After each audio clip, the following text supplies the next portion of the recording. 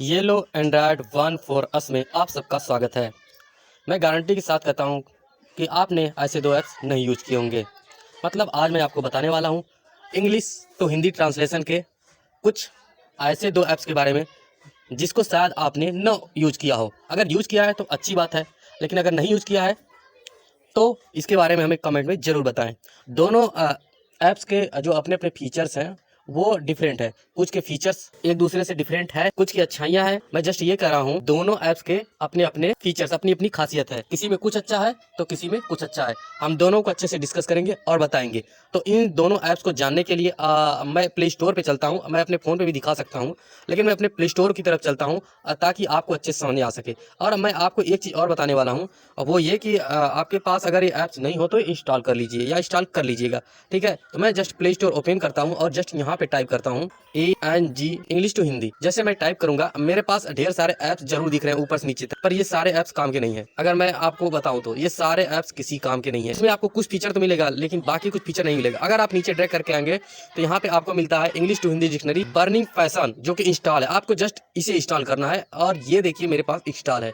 इसकी क्या रेटिंग है वो अलग बात है, ठीक है, लेकिन इसकी जो फीचर्स है वो बहुत अच्छी है। इसका डाउनलोड जो है वो 5 मिलियन है और इसकी जो रेटिंग है 4.4 है। लेकिन ये बेस्ट डिक्शनरी ऐप है। मैं आपको कुछ और दिखाता हूँ। इसके अलावा भी 4.4 से अधिक रेटिंग वाले डिक्शनरी ऐप भी आपको मिलेंगे, हाई डिक्शनरी फ्री लैंग्वेज। लेकिन एक सच बताऊं कि जितना बढ़िया जितना अच्छा परफॉर्मेंस इस डिक्शनरी ऐप का है उतना अच्छा परफॉर्मेंस किसी का ऐप नहीं है। इसमें लगभग आपके सारे वर्ड्स के मीनिंग मिल जाते हैं हिंदी के लिए। अगर इंग्लिश टू हिंदी डिक्शनरी ढूंढ रहे हैं तो इंग्लिश टू हिंदी डिक्शनरी के लिए बेस्ट है। जैसे ही आप ओपन करेंगे यहाँ पे ये खुल जाता है। इसकी सबसे बड़ी खासियत है कि ये ऑफलाइन मोड में काम करता है। इसकी सबसे बड़ी खासियत यह है कि ऑफलाइन मोड में काम करता है। वैसे जितने भी डिक्शनरी ऐप होते हैं वो ऑफलाइन मोड में ही काम करते हैं। और सबसे बड़ी चीज कि आप अगर जो भी फ्यूचर के लिए सेव कर देंगे वो फ्यूचर के लिए सेव रहेगा और हिस्ट्री में जो चाहेंगे पूरा हिस्ट्री में सेव रहता है। अर्थात जो मीनिंग आपने सर्च किया वो कभी भी आप जाकर यहाँ से सर्च कर सकते हैं। यहाँ पर आप सिर्फ मीनिंग इंग्लिश वर्ड का हिंदी मीनिंग देख सकते हैं, उसके साथ आप इसका ट्रांसलेशन नहीं कर सकते। जैसे जस्ट मैं आपको डिक्शनरी खोल के दिखाता हूँ। जस्ट यहाँ पे मैंने डिक्शनरी खोल लिया। अब मैं आपको एक एक चीज डिटेल में बताने वाला हूँ कि इसकी अच्छाई क्या है और क्या बेनिफिट। तो मैं पहले कुछ सर्च करके आपको दिखाता हूँ। ऐसा डिफॉल्ट फॉर्मेट है तो मैं यहाँ पे सर्च करता हूँ। जस्ट मैं क्लिक करता हूँ सर्च पर और यहाँ पे लिखता हूँ मैं FAST।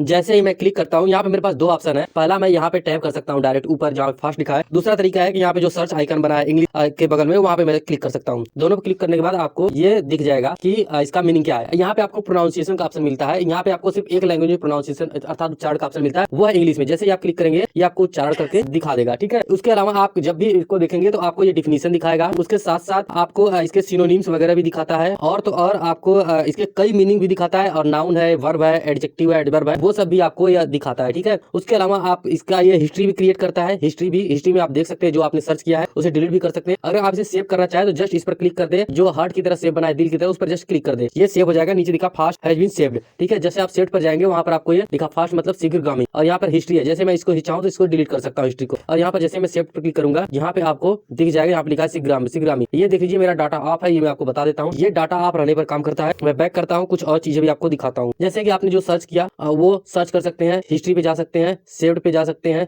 हिस्ट्री को डिलीट कर सकते हैं। Just generally click on delete पर, ठीक है। जैसे मैं क्लिक करता हूँ ये डिलीट हो गया। सेव्ड पर जा सकते हैं, हिस्ट्री, सर्च रिजल्ट और होम पर जाकर कोई भी सर्च कर सकते हैं किसी को भी। जैसे मैंने यहाँ पे सर्च किया था फास्ट, अब मैं सर्च करता हूँ इंटेंस, INTENSE इंटेंस। जैसे मैं क्लिक करूंगा यहाँ पे आ गया। तो ये उसके साथ साथ आपको एक चीज और देता है। देखिए यहाँ पे आपको ये सारी चीजें ये दिखा रहा है। सिनोनिम्स क्या है इसका, ठीक है, इसका सिनोनिम्स दिखाएगा, इसका डिफिनीशन दिखाएगा, ठीक है, एग्जांपल भी शो करेगा, ठीक है, एडजेक्टिव है, नाउन है, वर्ब है, ये सब भी आपको दिखाएगा। हिस्ट्री भी सेव करेगा और सेव्ड भी करेगा। अगर आप सेव्ड कर पर क्लिक कर देंगे तो इसके अलावा ये और कोई भी काम नहीं कर सकता। अगर आप चाहते हैं ट्रांसलेट करना तो ये ट्रांसलेट नहीं करता। ये इंग्लिश टू हिंदी डिक्शनरी है, सिर्फ ये डिक्शनरी के रूप में अच्छा सा काम करता है और ऑफलाइन मोड में काम करता है। और आपको कई चीजें दिखाता है, जैसे इसका एंटोनिम्स और सिनोनिम और नाउन है, प्रोनाउन है, और उसका प्रोनाउंसिएशन, उच्चारण, इंग्लिश शब्द का सेव करने का ऑप्शन और हिस्ट्री। तो आप समझ गए होंगे इस डिक्शनरी के पूरे बारे में। और इस डिक्शनरी की सबसे बड़ी कमी ये है कि ये ट्रांसलेट नहीं कर सकता।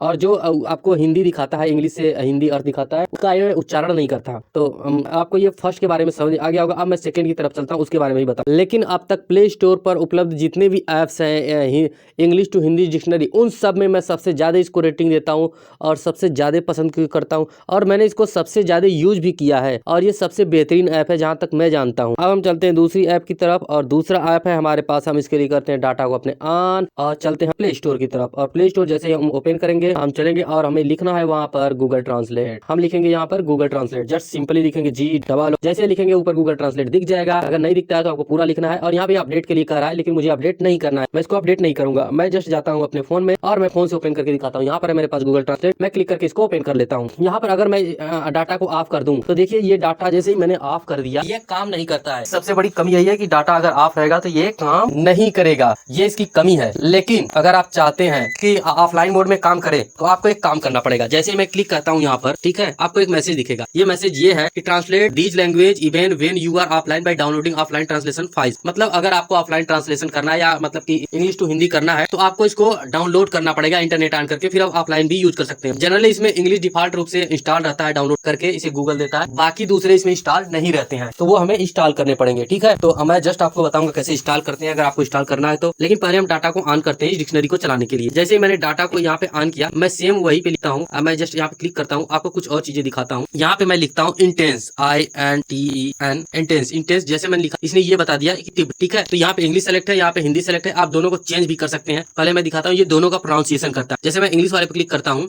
ये दिखा दिया और हिंदी वाले पे क्लिक करूंगा तो ये हिंदी वाला दिखा देगा। अब अगर आप नीचे से स्क्रॉल करेंगे मतलब सरका के ले जाएंगे ऊपर की तरफ तो आपको नीचे दिखेगा अल्टरनेट ट्रांसलेट। यहाँ पे एडजेक्टिव भी बताएगा, उसके बाद एडजेक्टिव डिफिनीशन भी बताएगा, इसके बारे में जो कुछ भी है वो कुछ ही बताएगा। लेकिन ये सिनोनिम सिंटोनिम उस तरीके से नहीं बताता, ये इनडायरेक्टली रूप से सिनोनिम सिंटोनिम देता है, लेकिन उस तरीके से बहुत मोटे हेडिंग में ये नहीं देता। ठीक है, उसके अलावा आप यहाँ पे जैसे जो तीर का निशान बनाए दोनों उस पर क्लिक करके यहाँ पे चेंज कर सकते हैं। अगर आप हिंदी में कुछ लिखेंगे तो वो इंग्लिश में ट्रांसलेट करके दिखाएगा। जैसे मैं लिखता हूँ यहाँ पे आम, AM आम, हाँ मैंने यहाँ पे लिख दिया आम। जैसे मैं जैसे यहाँ पे क्लिक करता हूँ ये आम लिख गया, देखिए उसका ट्रांसलेट मैंगो ग्रुप में कर दिया। ये दोनों का उच्चारण भी करता है। जैसे मैं इसको यहाँ पे हिंदी आम और यहाँ पे मैंगो, यहाँ पर भी ये एडजेक्टिव वगैरह सब कुछ बता देता है, सिनोनिम्स वगैरह। तो आपको ये सारा कुछ यहाँ पे समझ आ गया होगा। उसके अलावा यहाँ पे जैसे अगर डायरेक्ट चाहे तो यहाँ टैप करके कोई भी लैंग्वेज सेलेक्ट कर सकते हैं जिसमें का भी आप ट्रांसलेशन करना चाहे। ठीक है, यहाँ पे देखिए इंग्लिश डिफॉल्ट रूप से दिख रहा है, यहाँ पे इंग्लिश पर कोई भी चीज नहीं दिख रहा है, बाकी पास डाउनलोड के लिए डाउनलोड पर ऑप्शन दिख रहा है। आपको कोई भी लैंग्वेज कैसे डाउनलोड करना है मैं आपको वो भी बता देता हूँ। जैसे कि यहाँ पे मेरे पास हिंदी है तो मैं यहाँ पे जस्ट क्लिक करता हूँ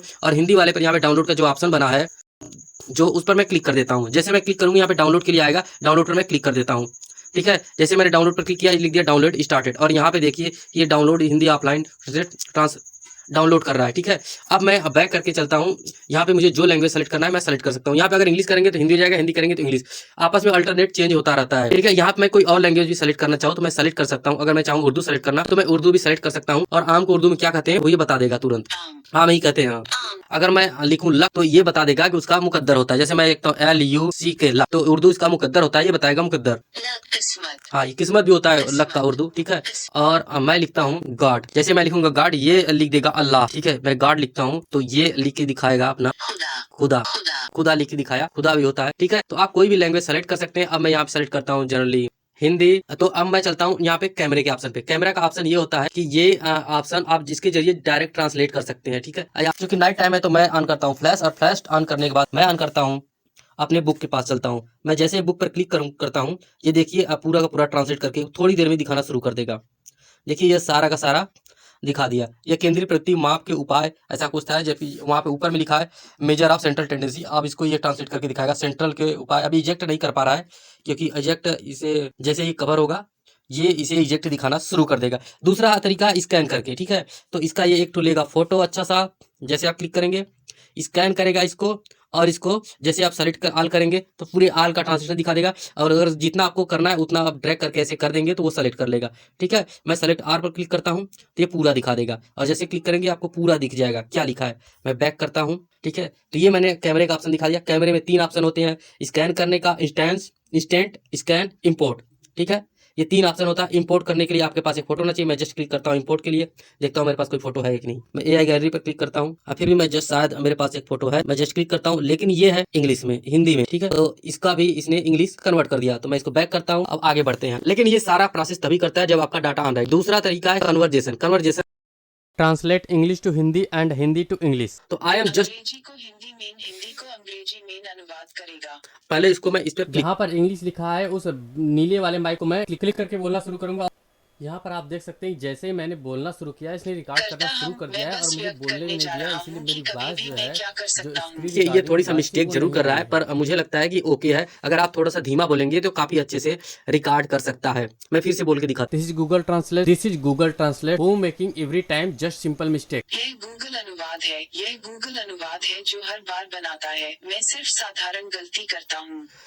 हूँ। अगर आपको हिंदी में देखना है तो मैं इसे चेंज करता हूँ, यहाँ पे हिंदी की जगह मैं इंग्लिश सेलेक्ट करता हूँ, ठीक है। और जो मैं हिंदी में बोलूँगा इंग्लिश में ट्रांसलेट कर देगा। मैंने बोलना शुरू कर दिया और जो मैं बोल रहा हूँ इसको देखिए इसने रिकॉर्ड करना शुरू कर दिया है, लिखना शुरू कर दिया है। I speak just or I speak here in Hindi will translate here in English. तो आप समझ गए होंगे। तो मैं जस्ट इंग्लिश वाला करके दिखाता हूँ एक बार आप और। अपने मन मुताबिक लैंग्वेज चेंज करने के लिए जहाँ पे माइक बटन बना है और इंग्लिश और हिंदी लिखा है वहाँ के जो तिकोना का डॉट है उस पर क्लिक करके कोई भी लैंग्वेज सेलेक्ट कर सकते हैं या मैं चूज कर सकते अंग्रेजी में सब कुछ बोल सकता हूँ। I understand English well.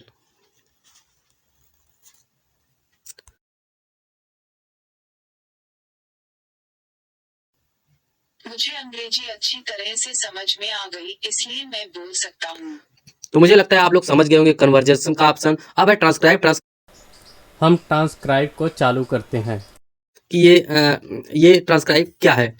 तो मैं एग्जिस्ट पर क्लिक करता हूँ जस्ट। अब आपको कुछ और चीज़ें बताता हूँ। अगर आपको कोई टेक्स्ट ढूंढना है तो आप यहाँ पर माइक बटन पर क्लिक करके कुछ भी सर्च कर सकते हैं आप। देखिए, जब जो भी मैंने सर्च किया इसने मतलब जो भी ट्रांसलेट करना चाहे आप ट्रांसलेट कर सकते हैं इसे बोल के, ठीक है। तो मैं माइक बटन पर क्लिक करके बोलता हूँ कम। लेस, इसने कहा कम का लेस। मुझे आशा है कि आपके लिए ये वीडियो उपयोगी सिद्ध होगा। अगर वीडियो उपयोगी लगा तो इसे लाइक करना, शेयर करना और चैनल को सब्सक्राइब करना ना भूलें, क्योंकि वीडियो को बनाने में और रिकॉर्ड करने में और एडिटिंग करने में काफ़ी मेहनत लगी है, क्योंकि ऐसे में स्क्रीन रिकॉर्डिंग पॉसिबल नहीं हो पाता है जब डबल वॉइस का ऑप्शन हो।